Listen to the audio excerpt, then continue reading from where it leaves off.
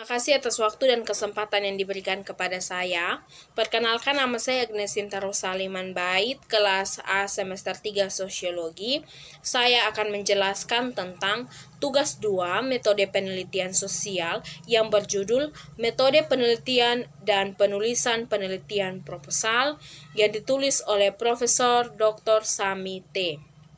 Menurut pemahaman saya mengenai materi tersebut, penelitian ilmiah didefinisikan sebagai sesuatu yang sistematis, terkontrol, kritis dalam proposisi-proposisi yang digunakan untuk menyelesaikan suatu fenomena-fenomena tertentu atau mengkaji fenomena-fenomena tertentu.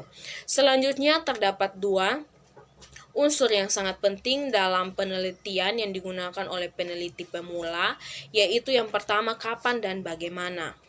Hal-hal tersebut itu digunakan untuk menolong peneliti-peneliti pemula untuk dapat meneliti secara baik sehingga hasil yang didapat juga hasil yang dapat dipertanggungjawabkan kebenarannya. Seperti itu. Selanjutnya juga kita bisa melihat bahwa terdapat klasifikasi atau ciri-ciri dalam penelitian ilmiah. Yang pertama yaitu berkaitan semua penelitian ilmiah itu harus bersifat publik dan informasi-informasi yang disampaikan pun harus dapat dipertanggungjawabkan dan jelas atau dapat dimengerti. Selanjutnya juga terdapat dua definisi. Yang pertama definisi konstitutif, itu menjelaskan tentang sebuah kata atau satu kata didefinisikan dalam konsep atau kata yang berbeda. Yang kedua berkaitan dengan operasional definisi, di mana operasional definisi itu menjelaskan tentang prosedur dalam menyelesaikan atau mendefinisikan sebuah konsep seperti itu. Selanjutnya juga kita bisa melihat bahwa terdapat 8 prosedur dalam penelitian. Yang pertama yaitu merumuskan masalah, yang kedua itu berkaitan dengan mengkaji materi secara teoritis, yang ketiga menemukan hipotesis atau menyampaikan hipotesis, yang keempat itu berkaitan dengan metode atau metodologi yang harus kita gunakan, kita tentukan. Selanjutnya juga kita bisa melihat bahwa ada juga yang berkaitan dengan mencari data, menganalisis data, menyajikan data, dan replikasi studi, seperti itu. Selanjutnya juga kita bisa melihat bahwa dalam penelitian ada dua penalaran, yang pertama yaitu deduktif dan yang kedua induktif. Deduktif itu dari umum ke khusus dan induktif itu dari khusus ke umum. Selanjutnya juga kita bisa melihat bahwa di dalam penelitian tersebut itu dalam prosedur penelitian kita membutuhkan topik. Topik yang harus kita gunakan itu seperti apa topik yang bagus? Topik yang bagus itu topik yang mampu menambah atau membuka wawasan kita untuk kita bisa mengkajinya secara spesifik dan dapat ditelusuri secara baik, seperti itu. Selanjutnya kita bisa melihat bahwa dalam kita mengkaji topik, kita harus membutuhkan sumber-sumber bacaan seperti buku, kita harus banyak-banyak literatur atau banyak-banyak membaca. Ada juga arsip-arsip penelitian, ada juga ringkasan-ringkasan penelitian dan sebagainya. Kita bisa lihat di situ untuk kita bisa menambah pengetahuan kita mengenai penelitian yang ingin kita teliti, seperti itu. Selanjutnya juga kita bisa melihat bahwa di dalam penelitian-penelitian tersebut terdapat dua media yang digunakan. Jadi ada media tatap muka dan juga ada media telepon. Jadi media tatap muka tersebut itu media yang juga memiliki kelebihan kekurangan, seperti itu juga media telepon memiliki kelebihan dan kekurangan. Prosedur dalam melakukan penelitian tatap muka yaitu di mana kita harus mencari kuesionernya kita harus menentukan secara baik pertanyaan kita berapa, batasnya sampai mana, waktu, biaya, dan lain sebagainya. Seperti itu juga telepon kita harus bagaimana cara kita mewawancarai orang, kita harus menggunakan bahasa-bahasa yang baik yang tidak menyinggung perasaannya dan mudah dipahami dan dimengerti, sehingga apa yang ia jawab pun itu berkaitan atau dapat dianalisis bagi penelitian kita selanjutnya, seperti itu. Selanjutnya juga kita bisa melihat bahwa di dalam penelitian kita itu membutuhkan namanya sampel. Sampel itu diartikan sebagai sebagian dari populasi, tetapi menjelaskan tentang keseluruhan populasi. Jadi populasi itu keseluruhan dalam penelitian, sedangkan sampel itu sebagian yang menunjukkan keseluruhan, seperti itu. Jadi bagaimana kita menentukan sampel itu, kita harus menentukan sampel secara baik, seperti apa, caranya bagaimana, dan langkah-langkah atau tekniknya seperti apa, dan lain sebagainya. Contohnya seperti jika kita ingin meneliti tentang pertanian lahan kering di Nusa Tenggara Timur, itu terlalu luas. Tetapi contohnya kita mengambil pertanian di pertanian lahan kering yang ada di Noel Baki, seperti itu lebih khusus dan lebih spesifik lagi, seperti itu. Jadi saat kita mengambil atau meneliti topik-topik yang lebih khusus, kita mudah untuk mengkajinya. Jadi saat orang membacanya atau saat orang melihat hasil dari penelitian kita itu, mereka tidak bingung atau mereka tidak merasa bahwa mereka itu tidak mengerti, namun mereka dapat mengerti dan bisa berguna bagi kehidupan mereka, seperti itu.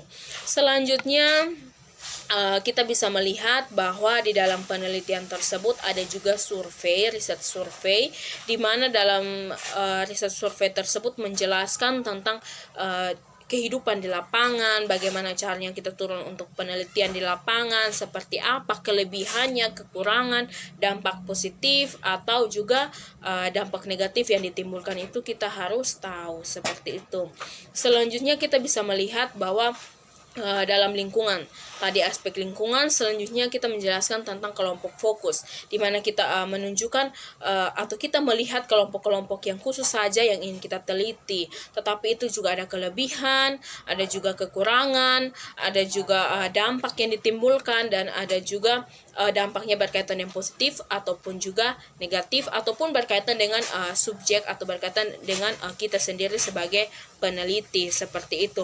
Selanjutnya kita bisa melihat bahwa penelitian itu ada yang menelitinya secara langsung, atau saat mereka masuk dalam suatu daerah atau kelompok daerah yang ingin diteliti itu, mereka menggunakan atau mereka mengikuti semua adat dan kebiasaan tradisi dari orang-orang setempat tersebut, tetapi ada juga yang mereka mengikutinya sebagian saja, seperti itu. Selanjutnya kita bisa melihat bahwa terdapat juga bagaimana kita sebagai peneliti dalam meneliti itu harus menelitinya secara baik, meneliti secara kritis, logis, dan juga sistematis, menggunakan metode-metode ilmiah yang bukan acak, tetapi menggunakan metode-metode ilmiah yang tersusun. Contohnya seperti objektif, harus empiris, harus kritis, logis, sistematis, menggunakan metode yang baik, dan lain sebagainya, seperti itu.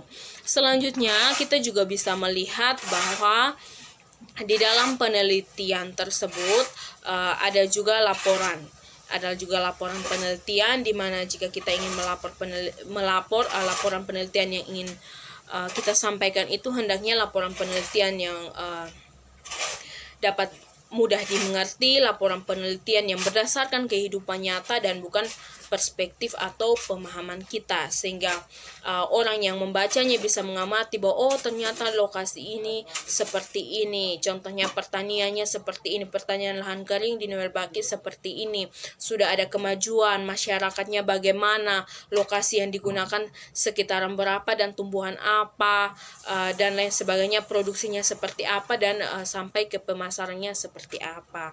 Jadi saat kita melihat secara spesifik atau secara bertahap tersebut, kita bisa mengetahui bahwa di dalam penelitian tersebut bagaimana kita harus menelitinya secara cermat dan jeli atau secara baik, seperti itu. Selanjutnya kita bisa melihat bahwa di dalam penelitian tersebut juga adanya desain produk, di mana desain tersebut itu menjelaskan tentang apa, siapa, di mana, kapan, dan bagaimana. Jadi di dalam hal tersebut apa, siapa, kapan, di mana, dan bagaimana itu menjelaskan tentang bagaimana kita kritis tentang masalah kita, bagaimana kita kritis tentang permasalahan yang dihadapi oleh lingkungan kita, seperti itu. Jadi kita menyelesaikannya secara baik. Apa yang mereka butuhkan itu yang kita berikan solusi, bukan sebaliknya, seperti itu.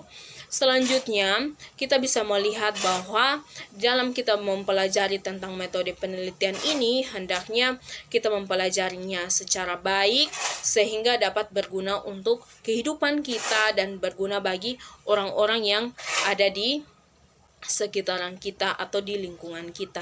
Seperti itu. Jadi, hendaknya setiap sarjana-sarjana sosiologi, mahasiswa-mahasiswa sosiologi, dan orang-orang yang menonton video ini hendaknya kita menjadi orang-orang yang lebih tanggap, kritis terhadap masalah-masalah kehidupan masyarakat yang semakin kompleks dan semakin banyak, seperti itu. Jadi hendaknya kita bisa memberikan solusi yang tepat, kita meneliti dengan metode yang baik, kita meneliti dengan cara-cara yang baik agar kita bisa mendapatkan hasil yang dapat berguna bagi orang lain, seperti itu. Demikian hasil video saya.